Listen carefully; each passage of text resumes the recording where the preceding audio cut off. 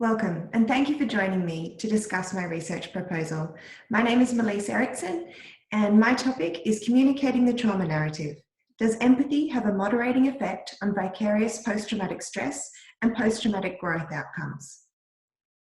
Previous research has highlighted the relationship between those who are exposed to traumatic life events and the fact that they may experience post-traumatic stress or growth as they grapple to make sense of their experience and what has occurred. One strategy they may employ as part of their healing process is to discuss their traumatic experiences with family members and friends. However, unlike professionals who are trained in how to receive and respond to such information, family and friends chosen to confide in may not be adequately or emotionally prepared to deal with such situations. When researching potential implications of this situation, I discovered an important gap in the literature. The following concepts are well documented: the influence of emotionality, or the positive and negative intensity of emotions, on communication and social interactions, the potentially pathogenic and or salutogenic impacts of secondary and vicarious trauma, and the bidimensional nature of empathy as defined by distinct perceptual and cognitive constructs. However, the interactions between these three variables is not yet well understood, so I considered, would the level of emotional intensity in which the disclosure of trauma was communicated influence the way the narrative was received? What would this mean for the likelihood of experiencing secondary vicarious post-traumatic stress symptoms or growth? Would how a confidant empathizes with the speaker influence how someone processes the conversation? As such, I aim to examine the relationship between the emotionality of a trauma narrative disclosure and the empathic reaction of the recipient on the propensity to experience secondary or vicarious post-traumatic stress symptoms or growth.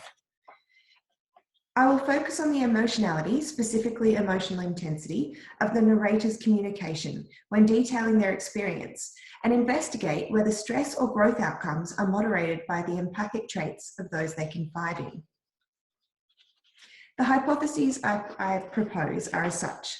A confidant's predisposition to vicariously experience empathy is more likely to lead to more negative outcomes and thus more secondary post-traumatic stress symptoms.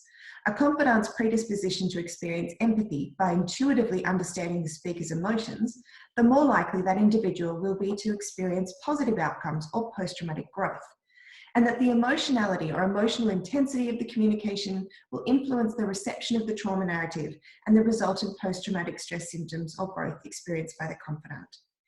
Our methodology. We will include those from the general population who are 18 years and older, and we're hoping to have a minimum of 150 participants, ideally. Recruitment will take place through Facebook, hopefully using a snowballing approach, and the process we will use is a survey. It will be hosted by Qualtrics, and whilst there will be one survey, within that I'll be using 4 measures. It is a cross-sectional correlational design, and we will analyse the data using SPSS. We will do 2 side-by-side regression analyses. These are the 4 measures that I will be using. All are psychometrically sound and validated. The considerations for ethics are budget and timeline. Whilst the study asks about one's reaction to a traumatic narrative, participants will not be asked to explicitly confront or recount traumatic memories. However, as the topic is trauma-based, it may have the potential to cause distress, so access to resources for counselling and support will be available to all participants if required. The 4 researchers will pool their research project budgets to increase the resources available to disseminate the survey for greater exposure and hopefully increase participation. It is expected that the study will be completed by February 2021. With regards to implications, they include those in the clinical setting, so preparation for people who are considering disclosing a trauma to family and friends, who could be empathically safe or supportive for that person to confide in.